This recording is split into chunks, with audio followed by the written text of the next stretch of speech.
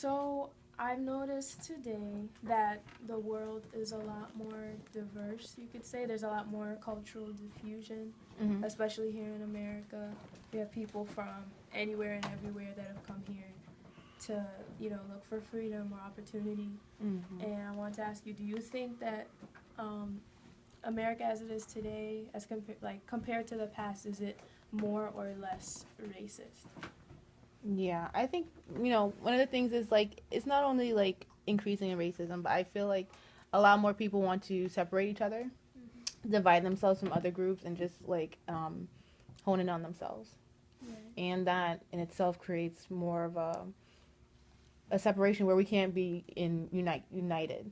Yeah. Because like the Lord said, like you have to be united to function as a body in Christ. Mm-hmm. And because we're not, we're all separated. It's hard to have that sense of one love and one unity. Yeah, I mean, I've noticed that too. Even here, where we have all sorts of people, they'll go to their own communities. There'll be a Chinatown or a Mm-hmm. Little Italy, or you Yeah. won't really see as much scattering. It's more likely that people will come and form their own little group, and then cut off from others. Mm-hmm. So, do you think there's a way that like religion can solve this? How has religion maybe made it worse or better? How has it played a role in how people perceive other races? Well, there's like a division on how people interpret the Bible. I think that there's no one wants a universal truth anymore, and that's why I feel that's the major problem. No one wants to say, no one, even to the point that no one really reads their Bible anymore. You see a lot of people on the street and they're preaching and doing whatever, and they're reading like a section of the Bible to prove this point, but then it's like, where are you getting the context from? How are you applying to this life today?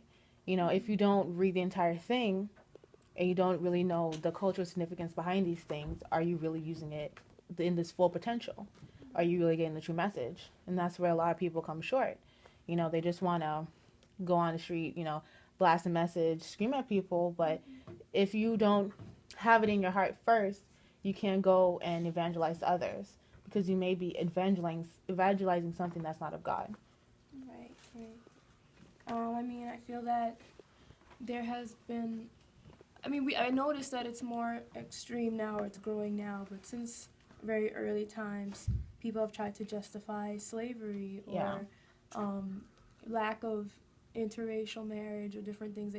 They've used biblical verses and Mm-hmm. taken it out of context to make it seem that God designed, for example, just as simple as white and black to be separate. Mm-hmm. And I think there's a problem. I think a lot of religious movements now are being fueled off of that, Mm-hmm. where as opposed to starting from somewhere and then Yeah. incorporating um, views on race Yeah. into it, it's more like they're starting with race. Mm-hmm. And they're using that to justify supremacy or oppression.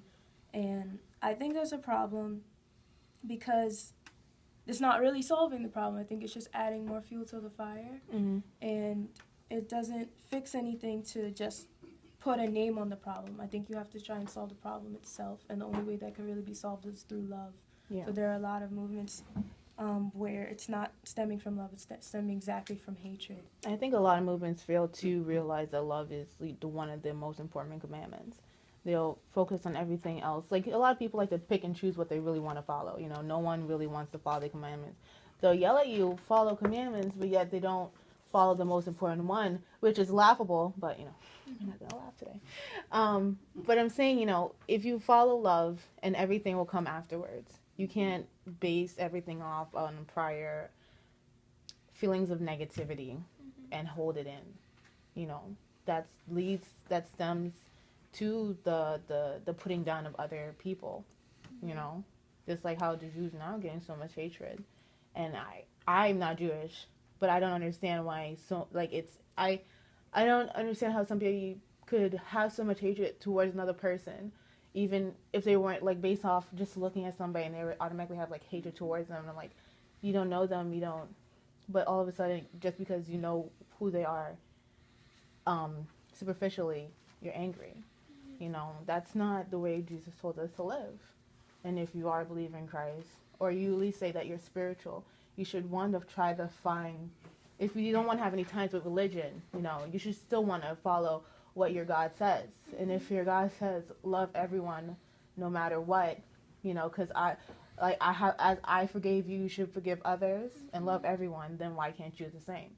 Right. I know one verse that I like that's related to this is Galatians 3:28, Mm-hmm. and it says, "There is neither Jew nor Greek, there is neither slave nor free, there is neither male nor female, for you are all one in Christ Jesus." And the beautiful thing about that is that Jesus just is the great equalizer, Yeah. and makes everybody have an equal opportunity to live and to prosper, to succeed, and just to receive love and to give love. Mm-hmm. And I think we're so hung up, especially in our generation, of having a category or a title. And that's not even just in racism. That's why we have a lot of feminist movements. Mm-hmm. We have gay rights. We have just all sorts of things where it's always like, we're this group and we want to fight for our rights and our recognition. Mm-hmm. And that verse is basically saying all of that doesn't matter. Those Mm-hmm. are all external. And those things should maybe help you to relate to others and help the gospel to be pushed forward. Mm-hmm. But those things shouldn't be a basis for salvation. It shouldn't be a basis for you considering yourself more superior Mm-hmm. or inferior. And I just think it's a waste of time, really, to let those things be the determining factor. I agree. I'm going to piggyback off of you. The verse that came to mind was 1 Timothy 1, verse 4. "Nor give heed to fables and endless genealogies, which cause disputes rather than godly edification, which is in faith." So, you shouldn't, I think a lot of people need to go out more in faith. If God's your most high, the person who created you, the person who did so much and has so much power, why do you give so much power to man than you give God? No, that's why I think a lot of people need to focus. Like, God is so powerful, he would never let man dictate what he does or hide him. So if you need to work on your faith, you have a faith problem, you have a conviction